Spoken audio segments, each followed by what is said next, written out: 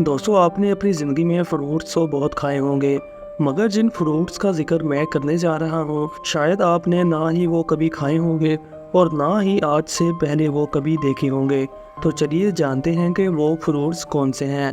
Libra info की videos में एक बार फिर से खुशामदीद। तो नए आने वाले तमाम दोस्तों से रिक्वेस्ट है कि मेरे चैनल को सब्सक्राइब कर लें और साथ ही लगे बेल आइकन को प्रेस कर लें ताकि मेरी आने वाली हर नई इन्फॉर्मेटिव वीडियोस आप तक बआसानी पहुंच सकें। नंबर 8, जूरियन। दोस्तों ये फ्रूट सबसे ज़्यादा थाईलैंड में उगाया जाता है। हमारे यहाँ तो आम को फलों का बादशाह कहा जाता है, मगर थाईलैंड में जूरियन फ्रूट को फलों का बादशाह कहा जाता है। जूरियन फ्रूट की फ्रेगरेंस बहुत ज़्यादा तेज़ होती है, जैसे कि कोई परफ्यूम हो, और इसी तेज़ फ्रेगरेंस की वजह से इसे होटलों और पब्लिक ट्रांसपोर्ट में लाने की इजाज़त नहीं। जूरियन का टेस्ट बहुत ही मज़ेदार और क्रीमी होता है, जिसे अक्सर बादाम और वनीला के साथ तशबीह दी जाती है। जूरियन का साइज़ आमतौर पर एक सेब जितना होता है और इसकी बैरूनी सतह कांटेदार होती है। 1 किलो जूरियन की कीमत $50 तक होती है, और अगर कभी इसकी पैदावार में कमी हो तो इसकी कीमत बहुत ज़्यादा हद तक बढ़ भी जाती है। Number 7, Ruby Roman grapes. दोस्तों रूबी रोमन अंगूर दुनिया के महंगे तरीन अंगूरों में शुमार किया जाता है, जो कि जापान के सूबे शिकागो में उगाए जाते हैं। ये अंगूर अपने बड़े साइज़ और ज़्यादा मिठास की वजह से बहुत ज़्यादा फेमस हैं। रूबी रोमन का हर अंगूर पिंग पोंग बॉल के साइज़ जितना होता है। रूबी रोमन अंगूर के एक गुच्छे की कीमत $1100 तक भी चली जाती है, जो कि सच में बहुत ही महंगा है। Number 6, mangosteen. दोस्तों पहली नज़र में इसे देखने से यही लग रहा होगा कि ये बैंगन की कोई किस्म है, मगर दोस्तों ऐसा बिल्कुल भी नहीं है, क्योंकि ये एक फ्रूट है और इसे फलों की मलिका भी कहा जाता है, जो कि साउथ ईस्ट एशिया के इलाकों में पाया जाता है। मैंगोस्टीन का बैरूनी छिलका गाढ़ा और पर्पल कलर का होता है, जो कि इसे एक यूनिक फल बनाता है, और इसके अंदर एक सफ़ेद रंग का मुलायम और जूसी गूदा होता है।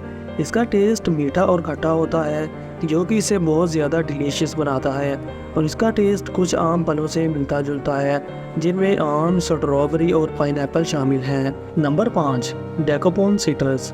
दोस्तों ये फल देखकर आप सोच रहे होंगे कि ये तो आम माल्टे की तरह है, मगर दोस्तों ये आम माल्टे की तरह नहीं है, क्योंकि ये सिर्फ जापान में ही सबसे ज़्यादा उगाया जाता है, और जापान में इस फल को शिरानुई के नाम से जाना जाता है। डेकोपोन अपनी मिठास और बड़े साइज़ की वजह से बहुत ज़्यादा फेमस है।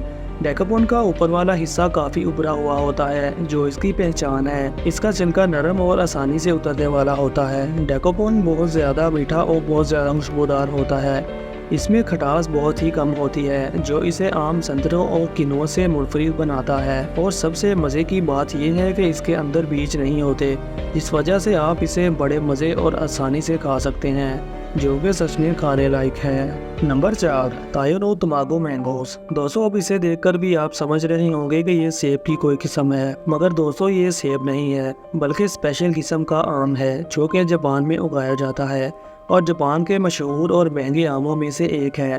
तायोनो तमागो का मतलब जापानी ज़ुबान में सूरज का अंडा है, जो कि इन आमों के सुनहरी रंग और गोल शक्ल की तरफ इशारा करता है।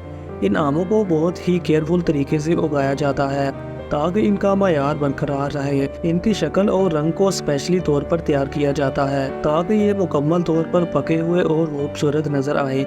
ये आम बहुत ही ज़्यादा महंगे होते हैं। जापान में एक जोड़ी ताइनो तमागो आम की कीमत $3000 होती है, जो कि सच में काफ़ी ज़्यादा महंगे हैं। Number 3, square watermelon. दोस्तों ये तरबूज खसूसी तौर पर जापान में उगाए जाते हैं, जो कि अपनी यूनिक शक्ल की वजह से बहुत फेमस हैं, क्योंकि आम तरबूज गोल या लंबी शक्ल का होता है, मगर ये तरबूज मुरब्बा शक्ल के होते हैं। दोस्तों ये तरबूज नेचुरली मुरब्बा शक्ल के नहीं होते, बल्कि इन्हें मुरब्बा शक्ल की जाती है जब तरबूज का साइज मुनासिब हद तक बढ़ जाता है। यानी कि जब तरबूज छोटा होता है तो इसे एक ट्रांसपेरेंट प्लास्टिक के सांचे में रख दिया जाता है, और ये सांचा बिल्कुल मुरब्बा शक्ल का होता है, और इसमें हवा के निकास के लिए सुराख भी होते हैं, क्योंकि ये तरबूज नरम होता है और बढ़ते वक्त सांचे की दीवारों के खिलाफ दबाव महसूस करता है, और इस तरह ये मुरब्बा शक्ल अख्तियार कर लेता है। इसके महंगे होने की वजह भी यही है।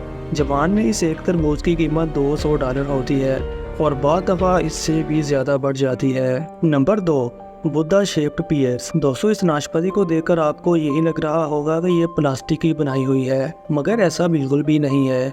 बल्कि ये नाशपाती चीन में उगाई जाती है, जो कि अपनी यूनिक शक्ल की वजह से बहुत फेमस है। दोस्तों, ये नाशपाती भी नेचुरली ऐसी नहीं होती, बल्कि इसे भी ये शक्ल दी जाती है स्क्वायर वाटरमेलन की तरह। जब ये नाशपाती भी छोटी होती है तो बहुत ही ज़्यादा नरम होती है, और उस वक्त इसके ऊपर भी प्लास्टिक का ट्रांसपेरेंट सांचा चढ़ा दिया जाता है, और ये सांचा बिल्कुल बुद्धा की शक्ल का होता है। और जब जब नाशपाती बड़ी होती है तो वो बुद्धा की शक्ल अख्तियार करती जाती है। इस नाशपाती का टेस्ट आम नाशपाती जैसा ही होता है। लिमिटेड प्रोडक्शन की वजह से ये नाशपाती आम नाशपाती की निस्बत बहुत ही ज़्यादा महंगी भी होती है। नंबर 1, वाइट स्ट्रॉबेरी, जिसे पाइनबेरी या फिर हैत्स कोइलाकोरी भी कहा जाता है। दोस्तों, ये स्ट्रॉबेरी सबसे ज़्यादा जापान में उगाई जाती है। पाइनबेरी का कलर हल्का पिंक होता है और इसके बीच रेड या पिंक होते हैं, जो कि इसकी खूबसूरती में बहुत ही ज़्यादा इजाफा करते हैं। पाइनबेरी का टेस्ट आम स्ट्रॉबेरी के मुकाबले में बहुत ज़्यादा खुशबूदार और मीठा होता है।